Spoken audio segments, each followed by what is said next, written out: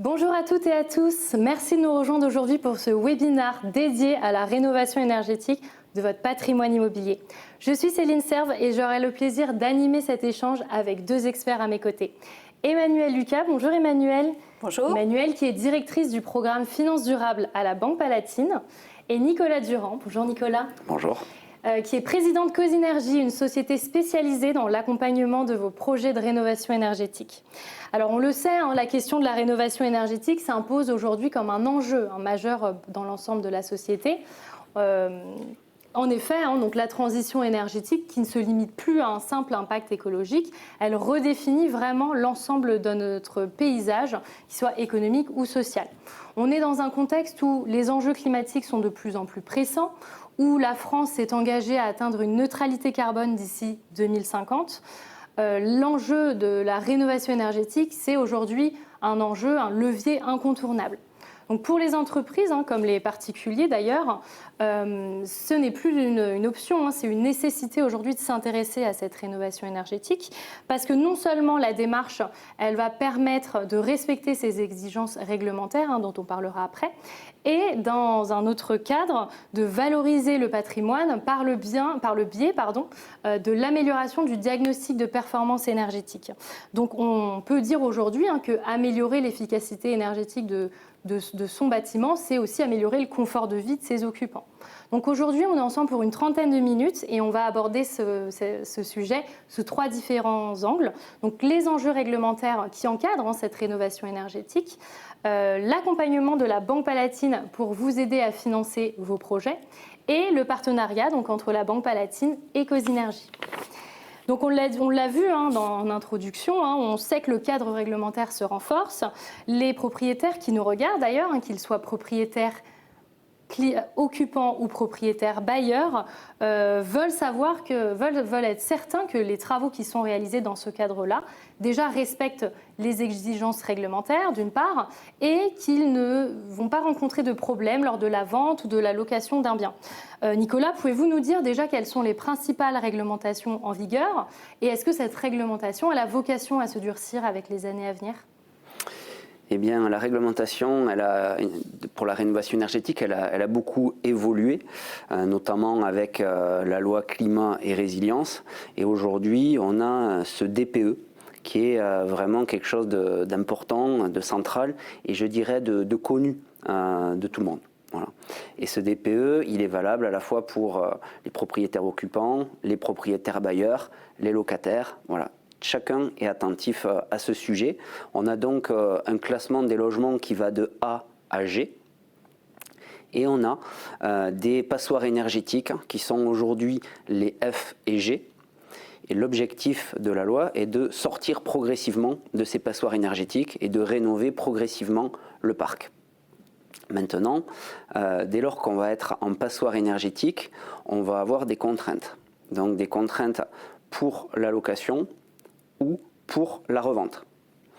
Donc aujourd'hui, en 2025, il est d'ores et déjà interdit de louer les logements qui sont classés G. On va avoir également un gel des loyers. Et en 2028, l'interdiction de louer, elle ira sur les logements classés F, puis en 2034 sur les logements classés E. Donc depuis octobre 2025, on a également des nouveautés qui ont été introduites dans les DPE et les critères ont été légèrement révisés. Donc si on a des DPE anciens, on peut les refaire. Peut-être que, notamment sur les petites surfaces, ils seront légèrement mieux évalués. Et ce qu'il faut savoir aussi, c'est que les banques de plus en plus regardent le DPE. Et c'est quelque chose qui va également être pris en compte dans le cadre du financement. Ok, donc on vient d'évoquer le DPE. On parle peut-être aussi d'audit énergétique des fois. Est-ce que vous pouvez nous éclairer sur ces deux obligations légales ?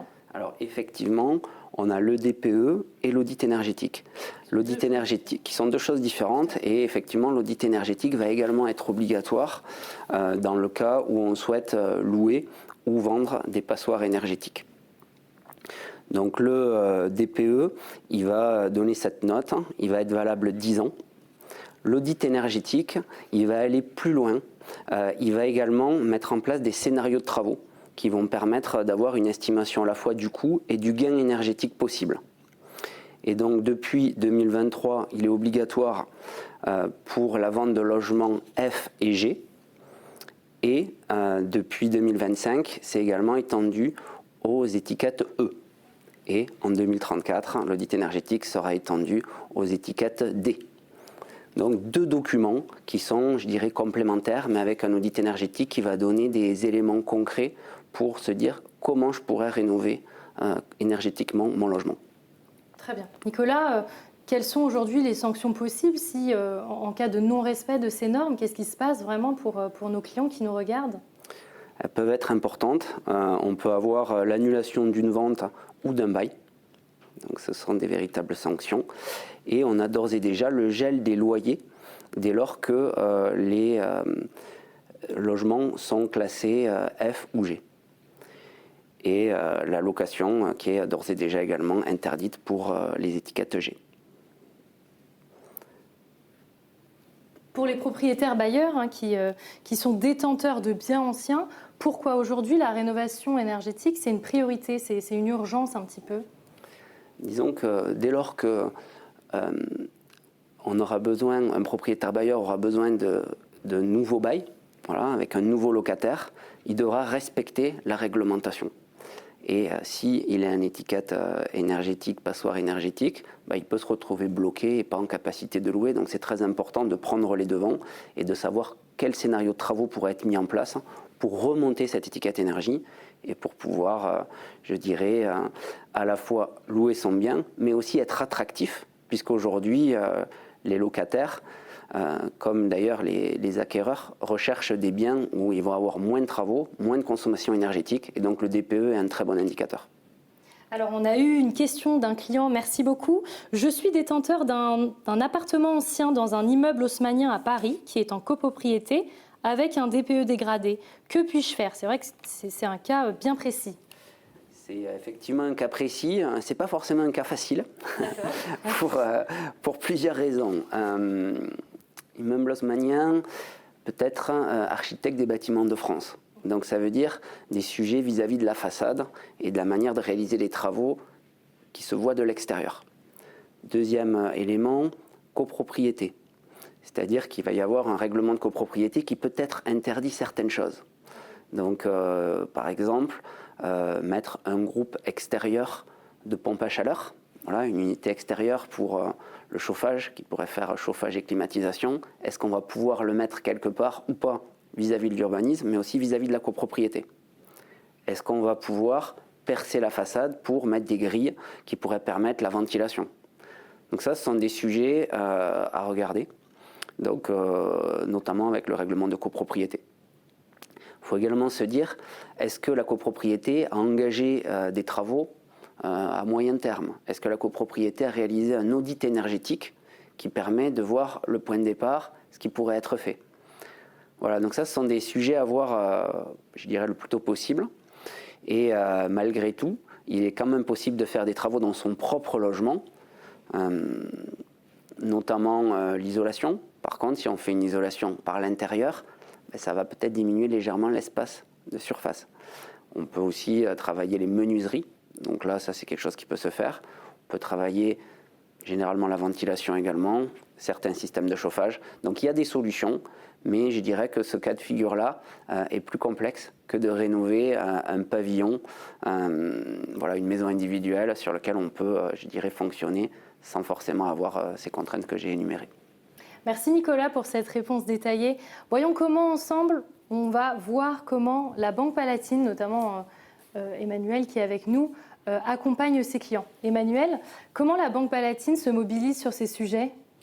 Alors déjà c'est un engagement stratégique pour nous, en fait en cohérence avec la stratégie du groupe BPCE. On a pris un engagement fort qui est d'accompagner tous nos clients dans les transitions. Et dans les transitions, eh bien, bien sûr, on embarque la transition climatique, qui est quelque chose qui va jouer sur l'immobilier et donc sur les biens, les logements détenus par nos clients à titre privé, que ce soit résidence principale, la résidence secondaire ou tous les biens qui sont détenus pour des objectifs de location. Et je voudrais revenir, tu les as cités rapidement en introduction. Pour moi, il y a 4 grands enjeux. Et c'est pour ça qu'on se mobilise. On voit que c'est de plus en plus nécessaire, d'abord pour la valeur des biens. Parce que quand on regarde les dernières études des notaires de France, on voit des écarts de prix entre les biens DPE A et B et les biens qui ont des DPE qu'on appelle dégradés, F, G, voire même E. Donc ça, c'est une réalité. Et donc effectivement, mener les travaux de rénovation énergétique, quelque part, c'est aussi préserver la valeur de son bien. Et un deuxième objectif, c'est lorsqu'on veut louer, déjà, tu l'as très très bien expliqué Nicolas, il y a des échéances très claires, donc il faut pouvoir continuer à louer son logement quand j'ai pour objectif de le louer. Et puis, troisième objectif, c'est une question de coût. Lorsque j'améliore la performance énergétique, l'efficacité énergétique de mon bien, parce que je l'isole mieux, donc moins de déperdition d'énergie, je l'isole mieux du froid et du chaud, où je trouve une meilleure solution de chauffage, par exemple, eh bien tout ça, ça veut dire que je vais consommer moins d'énergie et au final, c'est moins de coûts. Donc c'est intéressant financièrement. Et puis un dernier enjeu important, c'est le confort de vie. On le voit, c'est de plus en plus d'actualité par rapport à la chaleur avec les vagues de chaleur qu'on a vécues ces dernières années, et notamment en ville et notamment à Paris. Et quand on voit les rapports scientifiques du GIEC, on pense que on peut croire effectivement avec certitude que ces phénomènes ils vont plutôt aller dans une logique d'aggravation en durée et en récurrence. Et c'est pour ça que j'aimerais bien rajouter un 5e objectif que tu as évoqué, c'est un engagement que la France a tenu. Et en fait, rénover son bien, rénover son patrimoine sur la partie énergétique, dans un objectif de performance énergétique, c'est aussi quelque part contribuer à cet effort collectif très important qui est de réduire les émissions de gaz à effet de serre, et on sait que l'immobilier contribue à cela.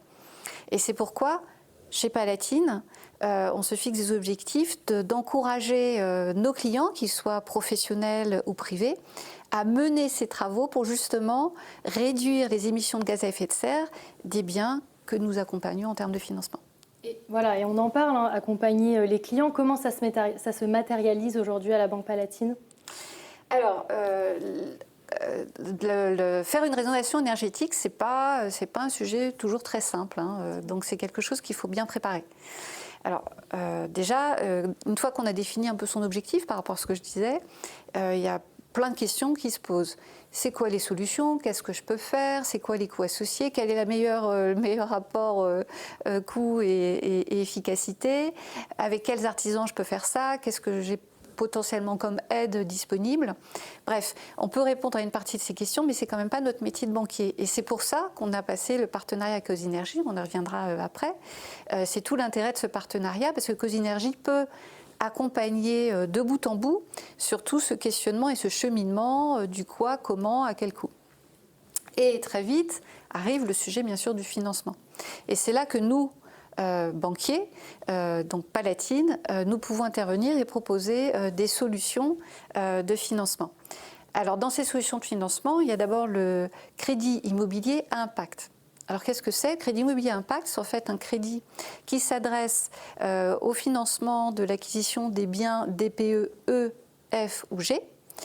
Et ce crédit, il prévoit une bonification de l'intérêt, du taux d'intérêt, si dans un délai qui est de 40 mois, qui a été prévu au contrat, le client nous fournit la preuve qu'il a mené des travaux et qu'il a amélioré son DPE d'au moins 2 lettres.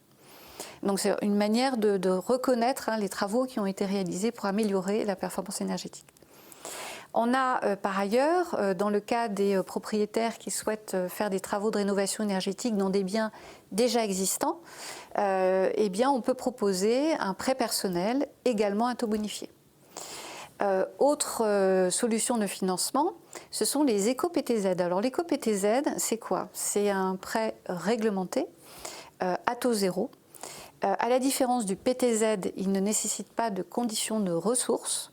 Par contre, il faut répondre à un certain nombre de conditions par rapport aux biens que l'on détient. Et notamment, il faut qu'il soit détenu avec un objet de résidence principale, qu'on soit soi-même propriétaire ou qu'on destine ce bien à la location.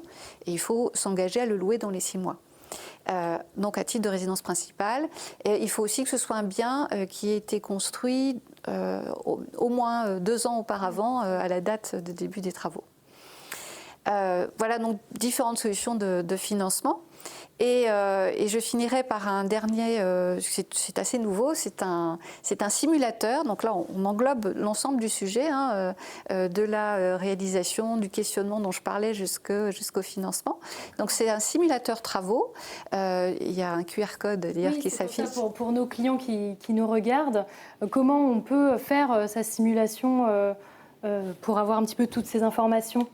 Alors, ce simulateur, en fait, c'est très bien fait. En fait, ça permet, par le cheminement, en fonction des travaux de rénovation qu'on veut faire, eh bien, ça permet de simuler le budget, de savoir si on peut accéder à des aides, et enfin, notamment l'éco-PTZ dont je viens de parler. Et puis, bien sûr, ça simule aussi l'étiquette énergétique. Et à l'issue de cette simulation, eh bien, on peut, par exemple, solliciter un rendez-vous en fait avec Cosinergie ou avec son interlocuteur privilégié chez Palatine pour parler des solutions de financement. Donc un parcours bien intégré et qui accompagne le client. Très bien. Et qui est accessible à partir de notre site. Et qui est accessible en plus. On a une question d'un client, merci à vous. Concernant l'obtention d'un crédit immobilier, est-ce que le DPE est pris en compte pour l'étude d'un dossier ? Alors tout à fait.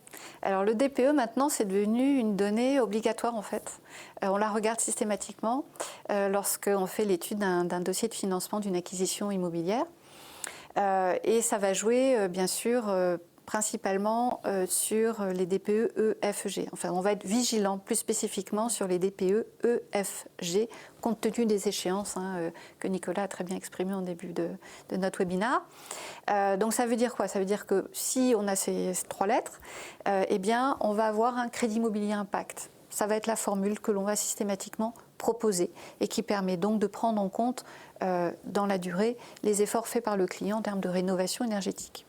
Ce qu'on demande aussi aux clients qui nous sollicitent en termes de financement sur des biens EFG, c'est également de prévoir dès le départ dans leur plan de financement ces fameux travaux de rénovation énergétique pour améliorer le DPE. Parce qu'on considère que c'est une question qu'il faut prendre en compte dès le départ, qu'il ne faut pas repousser, qu'il ne faut pas reporter. Et c'est pour ça qu'on leur demande de bien prendre en compte cela. Merci Emmanuel. Aujourd'hui, quel est l'accompagnement Cosinergie pour les clients Banque Palatine ? Bien, le métier de Cosinergie, c'est de réaliser des travaux clés en main, subventions déduites, et vraiment d'être un interlocuteur unique pour le particulier qui veut réaliser des travaux.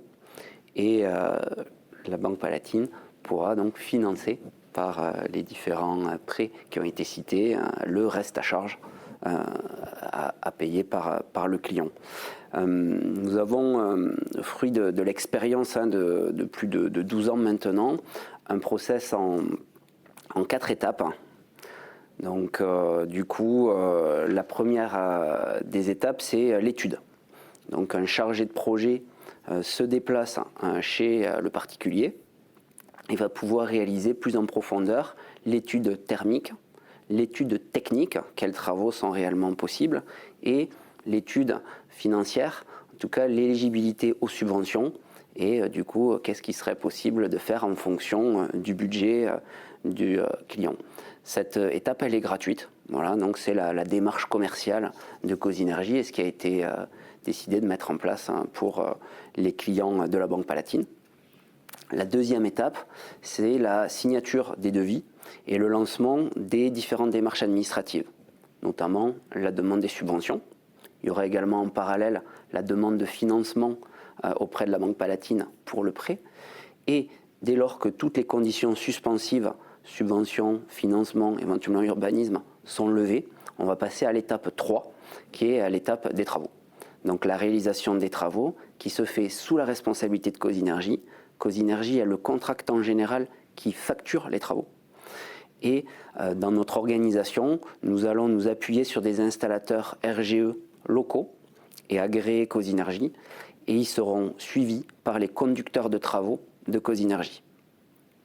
Enfin, l'étape 4, c'est le contrôle de la qualité et la remise d'un certificat de conformité et le lancement des différentes garanties. Donc une prestation clé en main qui permet aux particuliers de partir dans des travaux qui sont parfois globaux, voilà, plusieurs corps de métier, de manière plus sereine que quand on veut soi-même faire le maître d'œuvre ou le conducteur de travaux. C'est quand même un métier qui n'est pas facile, et encore plus quand on est dans sa résidence principale ou dans un logement qui est d'ores et déjà loué. Voilà. Donc c'est quand même des choses qui sont sensibles. On parlait subventions et aides. Aujourd'hui, quels sont les dispositifs qui sont mis en place pour les clients, et est-ce qu'il y a des critères d'éligibilité ? Alors absolument, il y a différents dispositifs. Le premier, c'est MaPrimeRénov'. Dans MaPrimeRénov', il y a deux parcours. Un parcours rénovation d'ampleur, dès lors qu'on va réaliser plusieurs lots de travaux et faire une amélioration de l'étiquette énergie suffisante. Donc c'est, je dirais, le plus attractif. Ça peut aller jusqu'à 32 000 € de subvention. Et l'autre parcours, celui qui est appelé geste par geste, ce sont des subventions pour chaque lot de travaux. Mais effectivement, que ce soit dans l'un ou dans l'autre, le montant des subventions sera différent en fonction du revenu et du nombre de personnes dans le logement. Donc il y a un calcul, et logiquement, les personnes les plus en précarité seront les personnes les plus subventionnées. Il existe également d'autres aides, comme les certificats d'économie d'énergie ou Prime Énergie, qui sont des aides qui viennent en complément des aides de MaPrimeRénov'. Et on peut avoir également des subventions locales ou régionales qui peuvent parfois se rajouter, notamment pour les foyers dits modestes ou très modestes. Oui, pardon, allez-y. Voilà, non, après je pouvais également vous dire concernant Cosenergy que nous sommes présents sur toute la France, donc à partir de 12 agences régionales avec 150 collaborateurs, près de 400 entreprises agréées, RGE, réparties sur toute la France, et qu'aujourd'hui l'actionnariat Cosenergy est composé du groupe BPCE, de Caisse d'épargne et de Banque Populaire. Très bien. On parlait de travaux. Aujourd'hui, sur quel type de travaux Cosenergy peut-elle nous accompagner, peut accompagner les clients de la Banque Palatine ? Eh bien, sur tous les travaux qui vont avoir un impact sur le DPE. Voilà, donc vous pouvez les lire sur ce slide. Donc, on a l'habitude d'abord de parler de l'isolation, puisque c'est important de réfléchir à isoler avant de changer son système de chauffage, parce que le système de chauffage va être dimensionné en fonction des déperditions d'une maison. Donc souvent, on va étudier l'isolation, donc ça peut être l'isolation des murs par l'intérieur ou l'extérieur, l'isolation de la toiture, très importante, l'isolation des planchers. Ensuite, la ventilation. C'est également un sujet qui peut parfois être négligé, mais c'est un sujet qui à la fois impacte le DPE et le confort.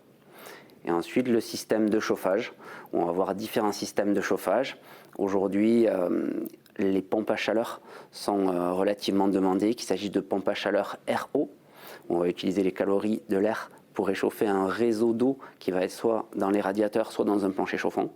Ou les pompes à chaleur RR. On va utiliser également les calories de l'air extérieur, mais cette fois, avoir des splits ou avoir un gainable, avoir un système d'air soufflé qui va permettre de chauffer, mais aussi de climatiser en été, puisque le confort d'été est également un sujet qui est de plus en plus identifié et sérieux. Enfin, on a les menuiseries, donc fenêtres, porte-fenêtres, volets, et également les panneaux solaires photovoltaïques qui peuvent permettre de produire une partie de son électricité. Enfin, l'audit énergétique réglementaire. Donc je le mets en dernier, mais en réalité c'est plutôt en premier, qu'il faut étudier, et j'encourage que ce soit un audit énergétique réglementaire, un DPE ou un bilan énergétique plus sommaire. Dans tous les cas, il faut et j'encourage à ce qu'il y ait ce point de départ pour savoir dans chaque cas sur quoi voilà, il vaut mieux travailler et dans quel ordre. Et qui fait partie de votre démarche commerciale en plus. Absolument. On a une question d'un client, merci à vous. Comment améliorer mon DPE pour un coût optimal ? Très bonne question. Très bonne question. Et la réponse, elle va dépendre. Elle va dépendre justement du point de départ. Tous les logements ne sont pas identiques. Et c'est là que le savoir-faire de Cosinergie est intéressant et précieux parce qu'on va avoir ces multiples compétences qui vont permettre de voir comment, avec ces travaux-là, on peut ajuster l'étiquette énergie, mais également comment on peut déclencher une éligibilité aux subventions. Est-ce qu'on va rentrer dans le budget du client? Et donc nous avons depuis 12 ans développé des logiciels qui nous permettent, en rentrant les différentes données, d'avoir des propositions de scénarios de travaux adaptés et de pouvoir comme ça, en fonction de ces critères, amener et proposer la solution optimale. Voilà, en tout cas, c'est notre objectif et notre démarche commerciale, comme vous avez dit. Donc pour ça, vous avez la possibilité effectivement d'utiliser les QR codes et d'aller sur le site internet ou de solliciter votre interlocuteur privilégié à la Banque Palatine. Et si vous souhaitez, vous pourrez recevoir un chargé de projet Cosinergie qui viendra gratuitement faire cette démarche, vous donner des éléments et ensuite vous serez libre ou pas de vous engager dans un parcours de travaux. Après, pour essayer quand même de donner une indication à cette personne qui, sur cette question de qu'est-ce qui impacte significativement, on remarque que le changement du système de chauffage a quand même un impact relativement fort.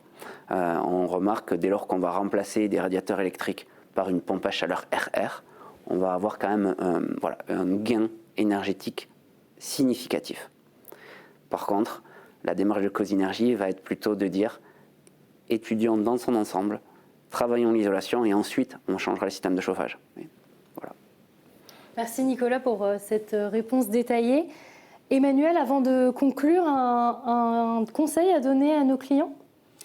J'espère surtout que ce webinaire leur aura été à tous utile.